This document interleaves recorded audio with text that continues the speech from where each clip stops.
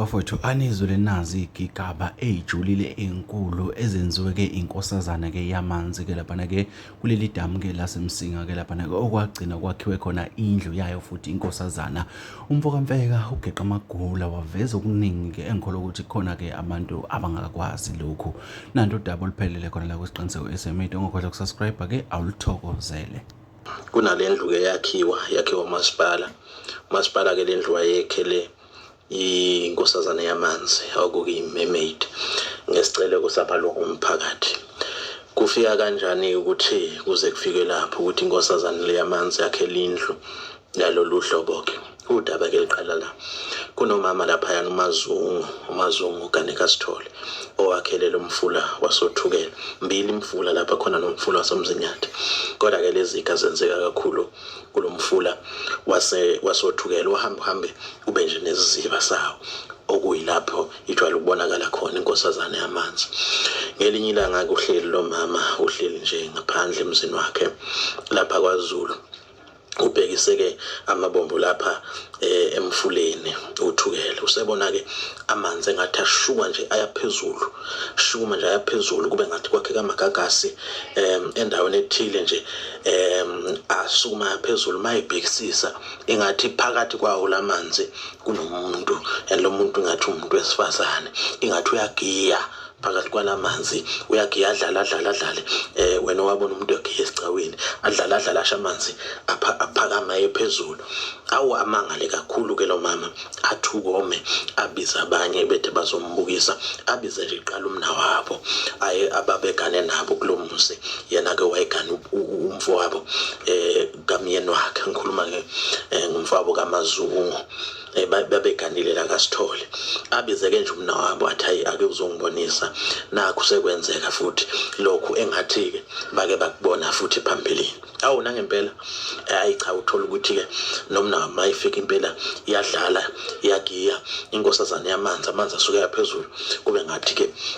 akamagagasi babizeke nabanye omakhelwane bethi ake nizosibukisa lapha ke nje ngaphezudlwana kwalapha kwaZulu kwakukhona isport lapho kuphuzwa khona abantu ke babedlula beyogcima ukoma khona hayi ke bathi besabuka kanjalo bese kuthi nje ukucweba kancane kanti kuzodlula ezinye insizwe ezimbili mangithi ke insizwa ngisho babembela abanemizi yabo ababeganiwe becisha ukoma nabo lapha yana kunesport khona laba ke bobabili udladla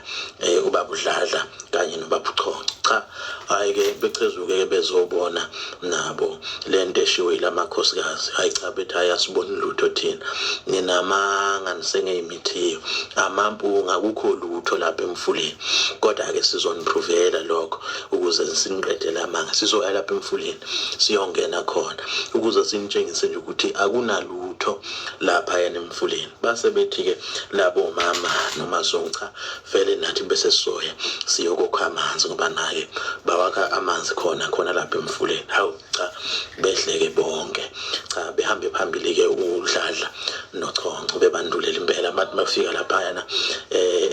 ngasezibeni leso bafike nje bakhumula impahla bese bengena behlamba kwaziseke phela uthukela ngalapha yana lukhulu impela ludip lodlindwana khona lapho so banyuke ke bawudabula umfula bayowela ngaphasheya inkinga yaqala mase bebuya ngoba bathi mabeqala bebuya yayisigiya futhi inkosazana yamanzi suka amanzi ayephezulu kanti ke kuthi uChoncho wathi mayehlamba wayeqa ngaphezulu kwase kwathi udladla wayigega eceleni wasephuma ke esewumuntu ohamba ngaphambili mayesenaka uyabona hayi ingathi ngemuva kasekho uChoncho mayebheka ngemuva kuthiwa yasephakama imphakamiso uChoncho wakhuluma amazwi nje ambalwa athi ninamakhosikazi seshona phansi ukushona phansi kwakhe bangasavuka wavuka esevuka ngalapha esengathi uyesebeni uma ke esekhishwa kwangathi umuntu owashona kudala wahlala isikhathi eside emanzini okubhlungu kakhulu ukuthi umngakhe nje wayelapha kuqamama ekhamanzi uma ebuka bona ephonsa amehlo sekugcwelela ubona nje lento edonswa ngentambo uyitshela ukuthi ukhisha inkonyane elicula emfuleni kanti umnyeni wakhe Cha, kube buhlungu kakhulu kumphakathi uthuke wome emveni kwalesi senzo ke angcwatshwe kubaba uChonco. Kuthi ke sekushaya isikhathi sokuthi enzele umsebenzi. Kuthi nje sekushaya isikhathi sokuthi enzele umsebenzi inkosikazi yakhe ke ubaba uChonco namanye nje kamakhosikazi bahambe ke phela bayotheza inkuni zokuthi iqale kubeka utshwala. Ayike mabehamba ke nangembalane bafike bawele kahle besaya bathi masebebuya nenyanda zeinkuni kuthiwa kwakuvela kufika yayisinebika ke lento inkosazana yamanzi kwakuvele okusanhlanzana okuncanyane phambi kwayo yona ilandele ngemuva emveni kwesikhashana wena wabona lama 14 amancane abnormal alandelwa inguzanguza ye-truck emva kwayo yayinjalo ke leyo nhlanzi ibika ifike ivele yona emveni kwalokho bese kuvela yona inkosazana yamanzi bathuka boma labo mama ababeyotheza bayidedela inyanda zamuka nezibopho zazo konke kwamuka ke nomfula yayithi nje ithi inkosazana 8 ningangeni la kuthiwa isimo sazimonzazo njengokuthi babecanga ukubuyela emuva bayogibela behambe around lapha bazokwazi khona ukuthi bawele khona ibridge. Uma ke sekushiyo ngoba kwatholakala umprofeti ovele emvoti owayekwazi ukuthi axhumane nayo inkosazana yamanzi umprofeti lona nayo akadlahle kodwa ke abahlobene eduze nalodladlo wayengenile emfuleni. Cha nangempela achaze kumprofeti ukuthi hayibo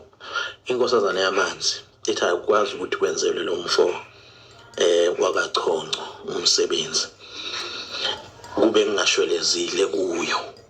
kufanele ukuthi kushelezwe kuwe. Cha nangempela kezanye imbuzi kuhambe ke kuyoshelezwa ke ifike ihlatshwe imbuzi ihlatshelwe khona idlelwe khona bese kufaka isikhumba umswane namathambo. Isimanga ke senzeka athi amalungu omphakathi kwavele kwenyukela ngithi umfula